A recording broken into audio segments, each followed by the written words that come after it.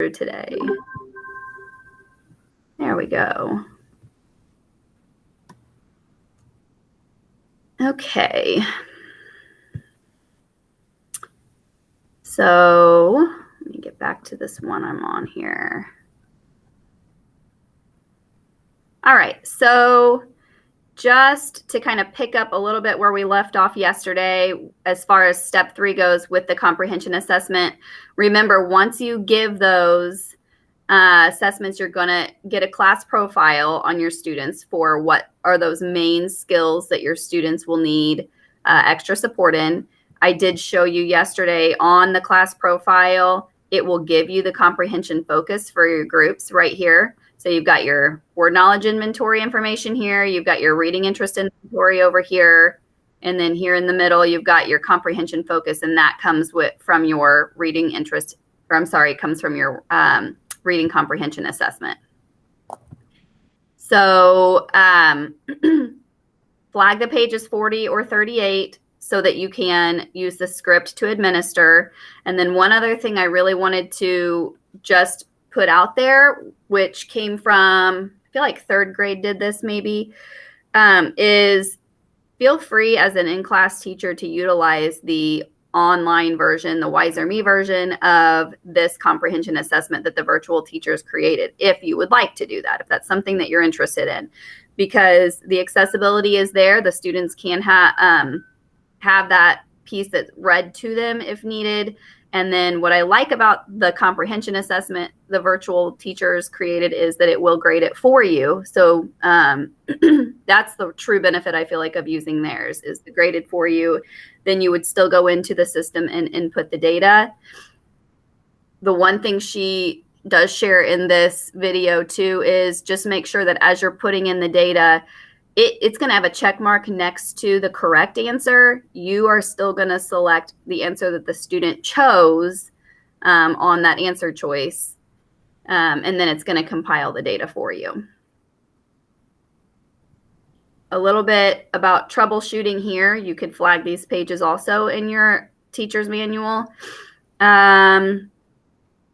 You know, it's okay, like you see over there in the K-2, if a student seems to be struggling with that comprehension assessment, to just stop for them. We don't want the students to feel super overwhelmed with these assessments. You know, this just needs to be no pressure. Give me your best answer. I'm not grading it. This is just going to help me know what to teach you next and how I can decide what to do with you next, that fun activity I can do with you at the guided reading table. And so you know, if you do need to stop a kiddo in the middle of this and take them aside later to do the questions at a slower pace, it's okay to do that. And then over on the 3 to 6 side, you know, if the students really struggled with the assessment, if they answer 5 or fewer questions correctly, if when you go and you start to grade this and you know that they're really struggling, that's again the clue to you that this kiddo, you want to get that step 4 in as soon as possible. We have to get those kids on literacy footprints to have those lesson plans given to them while you're continuing your assessments with the rest of your class. We need to catch those kiddos the quickest possible. And one other I really want to point out for Adrian and Annie, too, students who have special needs and special testing accommodations up here, you can read the passage and questions to them. You can record their answers to determine their listening comprehension, and then just make sure that you continue as quickly as you can also with that step 4 for them. So although typically the 3 to 6 assessment is a student-read one, you are able to read this test to them in order for us to get the best accurate result there. Okay, and we're going to move right into the last step today. This one is, we've got 2 videos to view today, and they are pretty important. It's quite a bit of video today, so that's why I knew we needed to get started right away. This is the last step. This is the step of the assessments where you will individually assess your students. The teacher should be assessing students. We should not have any instructional assistants or even truly Adrian or Annie assessing these students. Mostly it should be you assessing them, just because it's going to give you the best insight as to what your students are doing while they read. That way you can properly place the student in the groups that you need to and take the appropriate notes that you need to. So pages 44 to 71 or 38 to 54 are the areas you may want to be flagging in this section. We'll watch this quick video here. Well, it's not quick, it's 12 minutes long, but it's really good. And then we will talk about the why and a couple pieces of information down here. Remember, you may need to turn up your video if it's not loud enough. I'll turn mine up as loud as I can. Alrighty.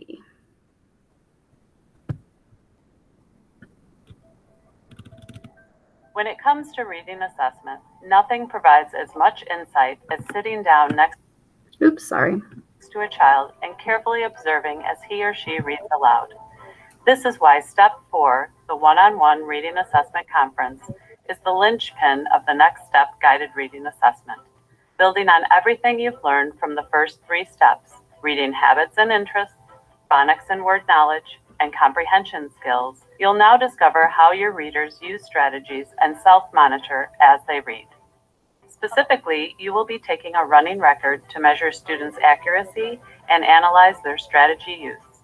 In addition, you'll rate readers' fluency and assess their comprehension. The data from Step 4 will help you determine an instructional reading level for each student. Then you'll be able to match students to texts that are challenging enough to provide learning opportunities, but not so challenging that they're frustrating. Step 4 results also help you organize students into guided reading groups and plan targeted guided reading lessons, so you can teach each of your students the skills and strategies necessary to tackle increasingly complex texts independently. All the forms you need for this step are available in the Assessment Forms book or online by clicking on Resources. Take a few minutes to look over all the materials you'll need to conduct your conferences. The 38 assessment books, levels A through N, can be organized into file folders in your NSGRA box, along with copies of the corresponding reading record forms. You should also have easy access to the assessment conference book. You'll conduct pre-A conferences with students you've identified using the information from your observations and the scores from the Developmental Word Knowledge Inventory. These are the students who need additional practice or intervention to master foundational skills such as letter recognition and sound knowledge. J, X, Q, Z. Awesome job! For a pre-A conference, you will need only the assessment conference book and the pre-A assessment form. You will find detailed instructions for administering pre-A conferences in the teaching guide. Plan to conduct 2 conferences a day and allow about 10 to 12 minutes per student. Prioritize readers who scored lowest on the Developmental Word Knowledge Inventory and on the Listening Comprehension Assessment. This will help you to get the earliest targeted support to students who need the most help with decoding and comprehension. Some animals live in the pond. This turtle is swimming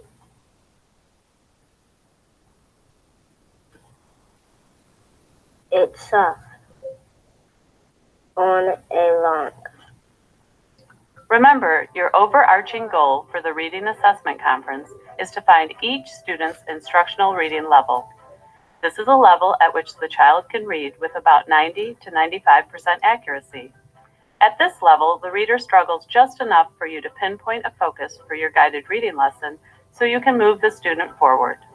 To find this instructional sweet spot, you'll first need to estimate which level text to use for the conference. Choose based on your knowledge of the student and his or her scores from previous reading assessments.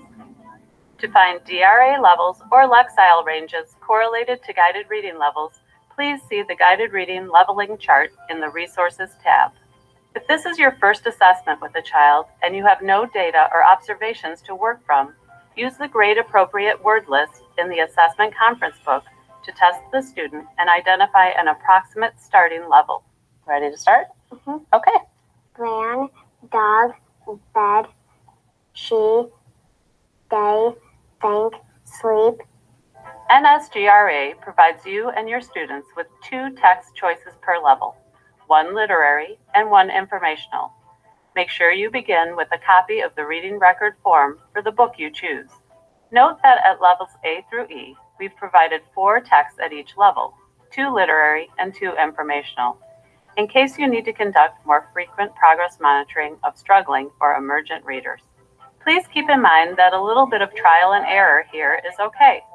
You may immediately notice that a book is far too easy or far too difficult. If this happens, simply explain to the student that you are going to select another book from the box and begin again. Introduce the assessment to put your reader at ease and help the student understand the reason for the conference. All right, Yasmin, today we're going to spend some time together so I can learn more about you as a reader. Then read the book introduction aloud. We've written a scripted introduction to ensure that all students who are using this text are given exactly the same information before they begin reading. All right, we're going to read a book today about the history of hot air balloons. You ready to read Up, Up, and Away in a Hot Air Balloon? Next, take a running record on the selection from the assessment book, marking the words the student reads correctly and coding the types of miscues or errors she makes. How does a hot air balloon work? You have probably seen hot air balloons before. They are big and beautiful and bright. Notice we've listed the key recording conventions right on the form to support you as you do this. This procedure often reveals the cues a reader uses to figure out unfamiliar words, which can tell you a lot about what you should teach. At the end of the running record, students at level E and above will not have completed the entire book, so they should read the remainder of the text silently. You can finish the rest just in your head reading, okay? This is a good time to continue your analysis of students' oral reading by completing page 1 of the reading record form. Mark the total number of errors made, the types of cues used, strategies used, and the fluency score. For a detailed description of how to take a running record and complete the reading record form, see the How to Take a Running Record video clip or the Step 4 Assess section in the teacher's guide. When the student is finished reading silently, invite her to retell the story or recall the facts. Have a casual conversation to gauge the child's overall understanding, noting her ability to recall and sequence key events and to add her own thinking. As soon as possible, while the retelling is still fresh in your mind, use the retelling rubric to score the reader's retelling on a scale of 1 to 5 and note your observations. After the student has finished retelling, ask the comprehension questions, which cover key comprehension skills such as inferring, recognizing key details, evaluating information, understanding unfamiliar vocabulary, and reading text features. And so what makes it drift slowly down? How does it do that? To let the fire go out. Okay. Evaluate the correctness of her answers on a scale of 0 to 1. Once you've asked all the questions, you can repeat ones the student missed, allowing her to look back at the text if necessary. If the student answers correctly after looking back, mark it as correct and write LB next to the question to indicate that the reader knows how to use the text as a resource. If the student gives the right answer without looking back, simply mark it correct. When questions are all answered, you've finished the assessment. Thank the student for reading with you. All right, thanks for reading with me today. I'm going to take what I learned from you as a reader, and then when we meet and guide your reading again, we can work on some of the things with nonfiction books. How's that sound? Good. Good. Thanks for reading with me today, Yasmin. You're welcome. As soon as possible, finish scoring the assessment to determine whether this text is at the student's instructional level or whether you will need to test her at a more challenging or less challenging level. Determine the comprehension score by adding the question score to the retelling rating. The scoring grid in section 6 reads much like a sizing chart for clothing. You'll find the instructional level at the intersection of the accuracy rate and the comprehension score. For example, Yasmin made only 2 errors during her reading and used all cueing systems. Although she made few errors and even cross-checks for meaning, she wasn't able to retell the whole text independently. Her retelling score lowers the overall comprehension score enough to put this level K text at an instructional level for Yasmin. The reading record helps me pinpoint my instructional focus for Yasmin. In guided reading lessons, I'll use level K text to help her retell key details to paint a complete picture of the whole text in her head. Occasionally, you might be surprised by an outcome that does not match your expectations for a given student.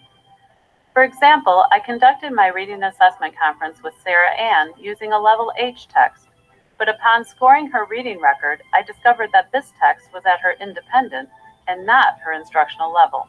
As I reflect on the conference, I make notes about her strengths in comprehension and decoding. Because I need more data to know how to help Sarah Ann progress as a reader, I will test her with one of the level I or J assessment books, so I can better see how she applies problem-solving strategies when reading a more challenging text. After you've finished a conference and completed the reading record form, you can record results online in the Step 4 assessment area. Alternately, you can record data by hand on the class profile and class progress forms. Once you've met with all of your students and determined their instructional guided reading levels, you have an amazing vantage point from which to group students for guided reading. In addition, the information you've gathered from the reading record can be turned into guided reading lesson plans that are tailored to meet your readers' needs. The online group report makes this leap from data to guided reading lessons in action easier. Why? Because it's sortable. Using this sorting feature, I can easily identify students' needs, so I'll be able to determine instructional goals for their guided reading lessons, such as teaching them to use cueing systems or strategies that they have not been using, or helping them build fluency and comprehension. To plan your focused guided reading lessons, turn to the Guide section of the Teacher's Guide. It's organized by reading stages, so you'll find lessons for pre-A, emergent, early, and transitional readers. Each section includes the following: a lesson plan framework that outlines the guided reading lesson structure, if-then charts that help you use data you've collected to pinpoint an instructional focus, tips on selecting a text to match your focus, a list of materials you'll need for the lesson, implementation strategies for making the most of your guided reading time, an annotated sample lesson plan that shows how I've used the assessment data to inform my teaching, blank lesson plan templates. In addition, you'll find a handy reference chart of prompts and teaching points to use as you scaffold and guide readers during your guided reading lessons.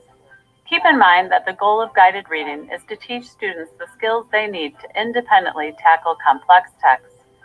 Using the Step 4 data to thoughtfully organize your groups and plan your lessons is key to supporting their independence. To see how I use my data for grouping and planning, select the Next Step Teach video clip on the Video tab. Okay. So, excuse me.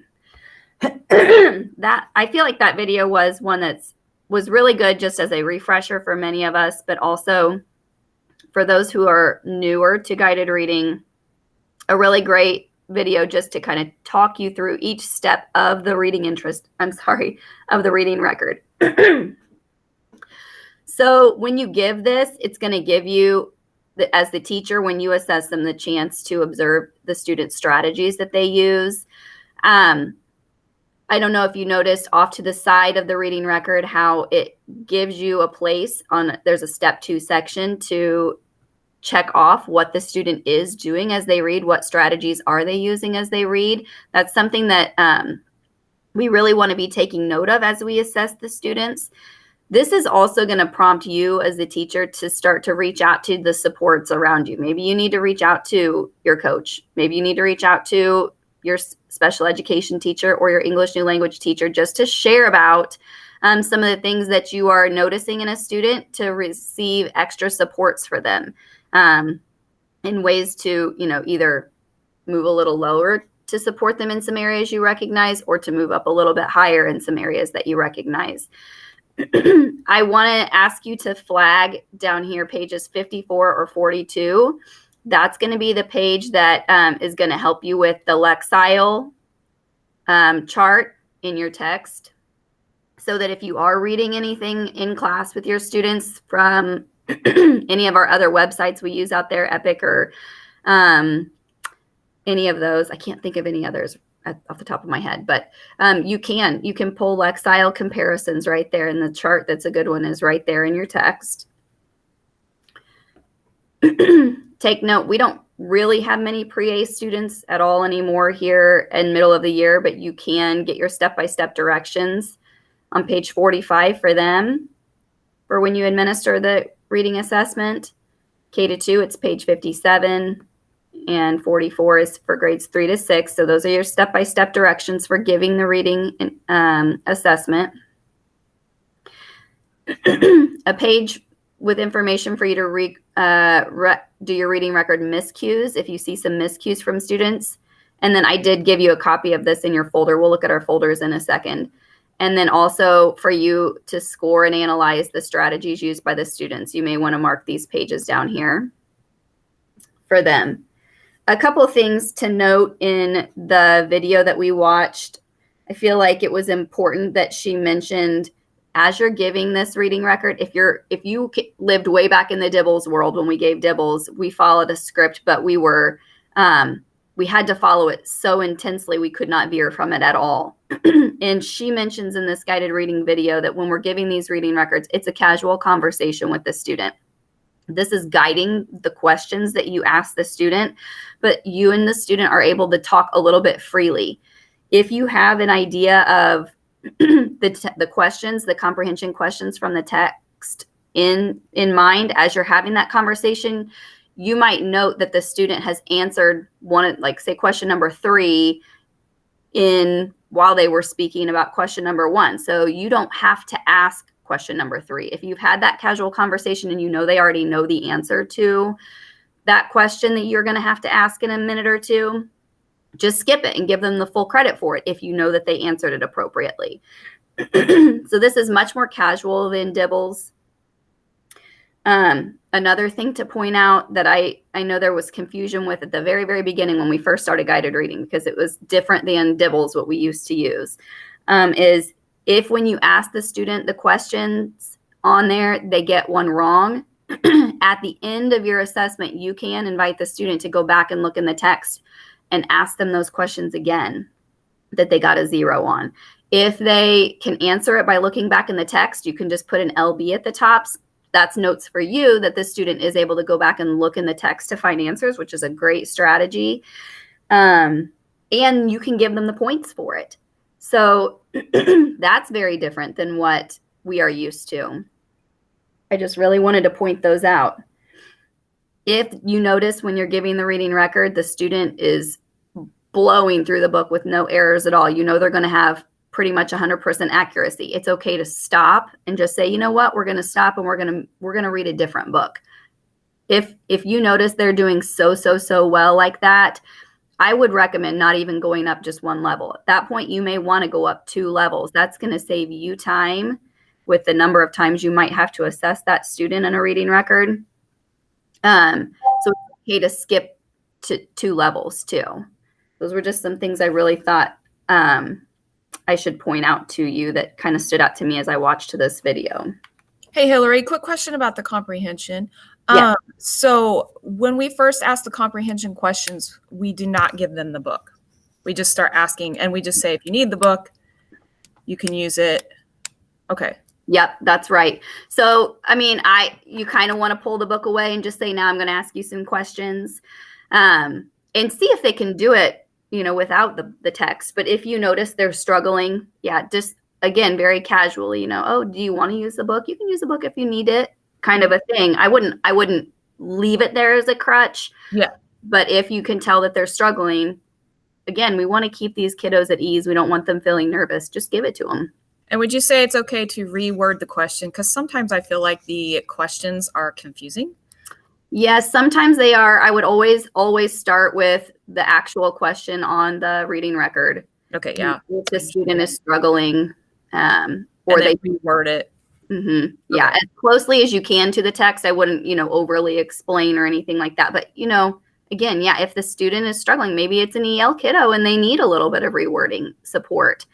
Take note, of course, that they struggled. Maybe it was a vocabulary struggle for the student. Take note of that on that reading record so that you can support them later with some background knowledge on that. But I think it's fine if you reword it, because we really just truly want to know, where is the student at? How can I support the student going forward in guided reading? This is not like Dibbles was, where, it's this hard and fast score and all of that. This is so much more meaningful because we're not giving them a grade on this. It's not bad to take off points or bad to, write notes on our form. This is truly just for us. That's why I think it's important for the teacher to do these and not have someone else do them. It's important for us to know what they need and to take any notes that we can, just so that we can work with them at the table the best way that they need. Good question. Can we stop for 1 second and take a look in your guys' file folder at this point? I just want to be able to give you some insight into what's in here and what's copied for you, because most of this is all from the Step 4 reading assessment. So if you've got your file folder with you, the first thing that's in there is your just, I'd say, basic page numbers for you within the text that you could look back through. A lot of them are the same that's in this presentation here, but you can look back here on this sheet just as a help. We do have a reading record next that we are going to do together in just a few moments, so hold on to that. The next paper in here, this one, I always felt like when I was giving reading records with my students in class, I could never find this information. It's not truly on the reading record itself. And so specifically the MSV, we'll look at that just for very briefly when we do the reading record practice in a minute. But this just is that little piece that I always wish I had just out in front of me when I was giving the reading record to determine if the student is struggling with meaning or syntax, or is it a visual struggle to take note of. And so here I just highlighted the section for you that you can have out when you give your reading records with your students. I also laminated for you the reading record conventions. This is just a quick check. I am so sorry. Goodness. A quick check for how to score different errors for your students while you're doing reading records. It's always nice just to have this out in front of you too. And it's a little more specific than what's on the reading record. And then the last, I am so sorry, 2 pieces here are just an extra copy of the benchmarks that you can keep out in your classroom. I always refer to this when I'm talking about student progress.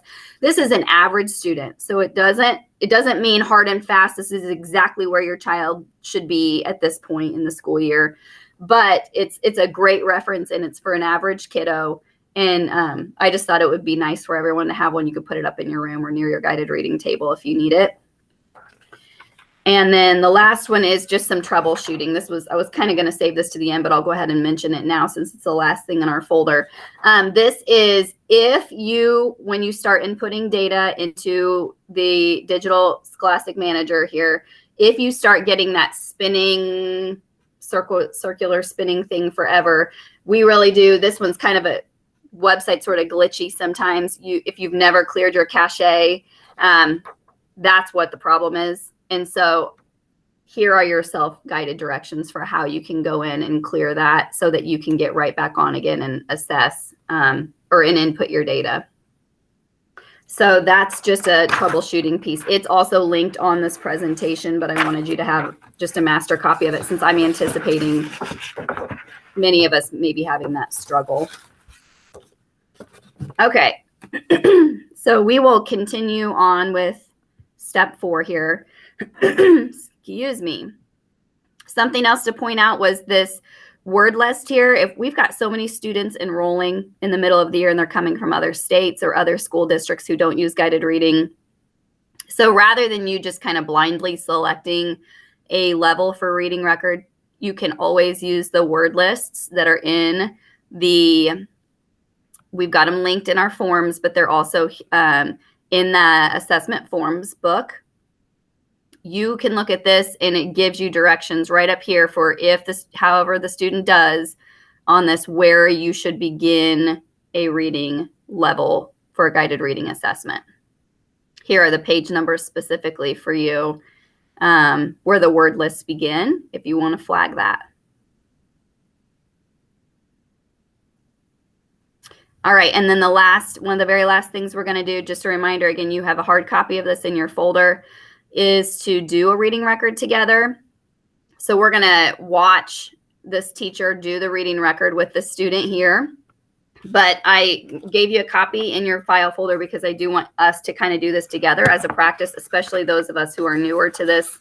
This can be really, really beneficial to you. So go ahead and get out this reading record here. We're going to actually score along with the student reading, and then we'll just have a really, really brief conversation afterward about that.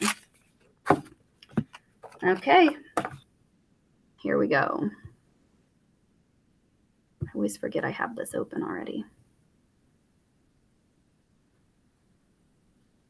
I do not know. Let me find it. Here we go.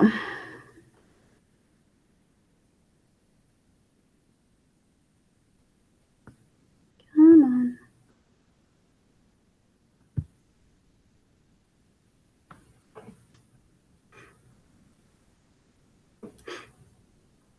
Time to hide. Yes, in this story, Bear wants to talk to his friends, but they are too busy getting ready to hibernate. Read Time to Hibernate to find out what happens to Bear. Notice how she read that introduction right at the top of this reading record. Hungry. He ate lots of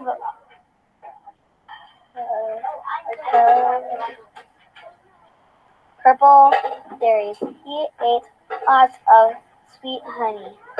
Then he rumbled his big belly.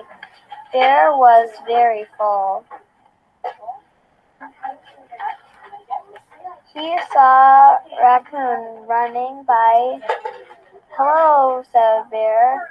Sorry, said Raccoon. I can't stop to talk. Where is here? Winter is almost here. I must get back to my hole in the tree. I need to sleep for the winter. He saw Chipmunk rushing by. Hi, said Bear. Sorry, said Chipmunk. I can't stop to talk. Do you feel that cold wind blowing? I'm going to my tree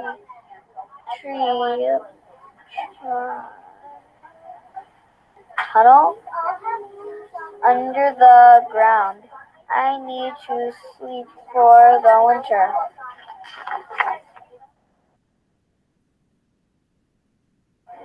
All right, Ava, can you tell me what happened in this book? Bear, at the end, Bear had to get food and he couldn't talk to his friends, but in the start, his friends couldn't talk to him because they were busy getting ready to hibernate. Can you tell me more? Bear finds its den, and that's not usual because bears always have their own den. We don't find other dens. Interesting. So how did Bear know it was time to hibernate? Snow is falling. How do you know that Bear woke up in the spring? It said there was flowers and there was no snow and there was leaves on the trees. And why is Bear so hungry? Because he hasn't had anything to eat for a long time and he's really skinny. He is skinny, isn't he? Is this story real or make-believe? Make-believe. Tell me more about that. Because they talked. Who talked? The animals. And in this book, Bear found a cozy cave. What does cozy mean? Warm. All right, Miss Ava, back to your work.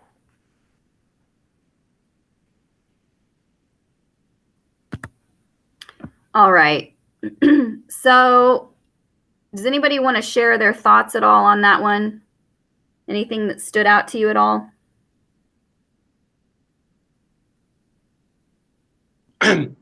I mean, this is just a personal nitpicky reference, but I usually like have the sheet not so visible to the student, because if they see what I'm marking, I always tell them in the beginning, it's like, I'm just going to be taking notes. You're not being graded, so don't feel nervous. But like if they see what I'm marking, then that's going to make them very self-conscious. So I kind of didn't agree with the way she did that. But other than that, I think it was good. Yeah. Did you know, I noticed the same thing, Sam. I never did, because I knew it made my students paranoid when they were watching me take notes on what they were doing right then. Yeah. You know? I mean, it's one thing for them to see you marking something, which is why I preface with like, don't worry, this isn't like a grade or anything. This is just let me know where you are. Don't worry about the fact that I'm taking notes. It doesn't really mean anything. But if they actually see, it's like you ask them a question, you circle the 0. It's just like, wait, why? What did I say wrong? Yeah. Did anybody want to share what they gave as far as the retelling? Notice she said, tell me what happened in this book. And then she asked her to tell more. She prompted her with that, tell me more. I always do that.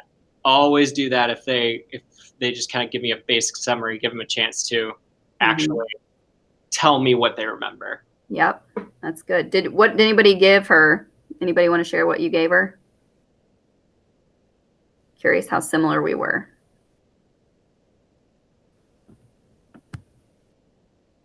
Everybody's died today. No one's talking. Sorry. I gave her a 3, but honestly, I wish there was a 2.5. Okay. And look at that, Mary. Isn't that? Yeah. So this was something I never really did. I felt like I had to pick one or the other. And so here, it's okay. It's okay to circle between a 2 and a 3. Just like you said, Mary, I wish there was a 2.5. And so she gave her a 2.5. If you notice down here in the retelling, it's okay to do it. We don't have to have that. I do that sometimes. Good. It's not like, it's sometimes when you're looking at the different options, you're like, well, it's not quite a 2, but it's not quite a 3, because it's like there's a little bit of gray area between the two. So yeah, it's okay to.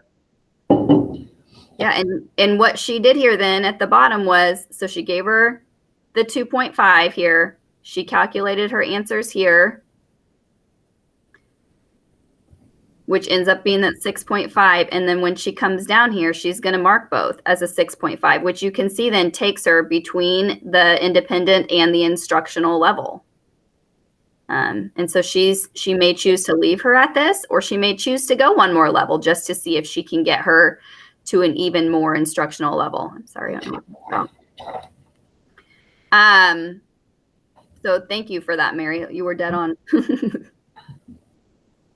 Something I want to point out too that I think is really important is when we're assessing our students like this, if we do get to this point and they're way over in this white area, far, far away from our grade areas, I really would encourage us to go up another level or 2, because we want them close to the frustrational.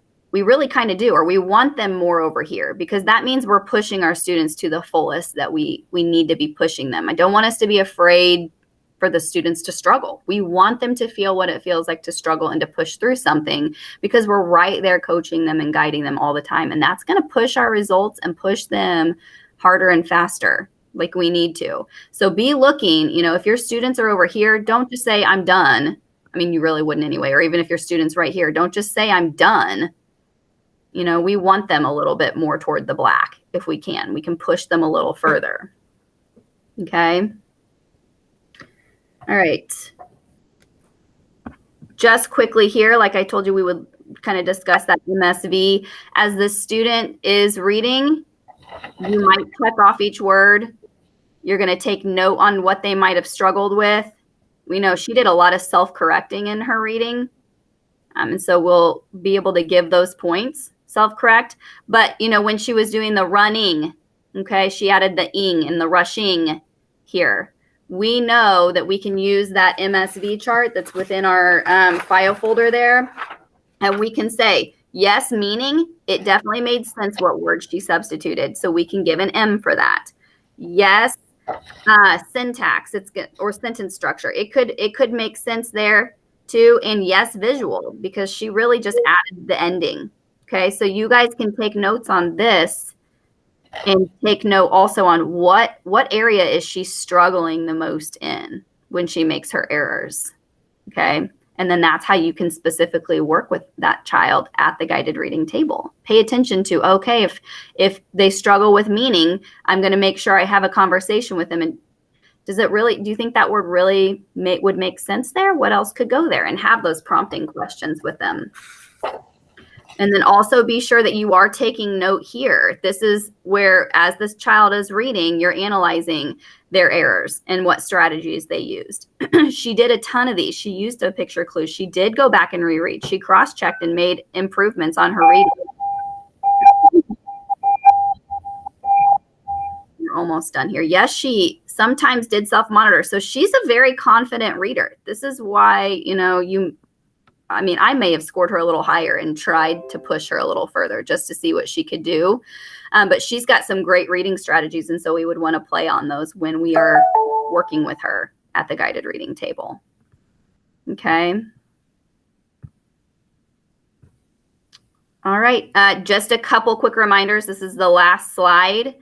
Don't wait to level up your students till middle of the year. We want to be constantly moving our students as quickly as we can throughout the entire year. So if you feel like a student's starting to be real comfortable and confident, or even an entire group of students is comfortable and confident at a level, shove them up and see what happens. And if it doesn't work out well, go back down and just maybe push them a little further at that lower level. But it's okay to just push them and see that struggle. We want to move them as quickly as we can. They don't have to master every level. I'm sorry about that. A couple quick tips, and I'm not going to read all these. You can look back through here if you would like to. These quick tips from Maria and Jan, pages 82 or 70, I just think are really, really interesting for the reading record. Remember, we're not just simply looking for the reading record or the reading level. We're looking for what strategies we need to be using at the guided reading table with our students. And so that's the whole purpose of this. And then down here are a few page numbers also that you can refer to your yellow book for troubleshooting or interventions and things like that. Okay. That's all I've really got for you guys. I know I pushed us a little bit further here to the end of this, this PD today. If you guys have any questions as you get going, or you want me to sit with you and do a couple reading records or anything like that, if you need help getting some of them done, like I said, I would rather you do the ones that your students are struggling the most, but I can come in and help you get some done as well, because I know our window's a little short this time.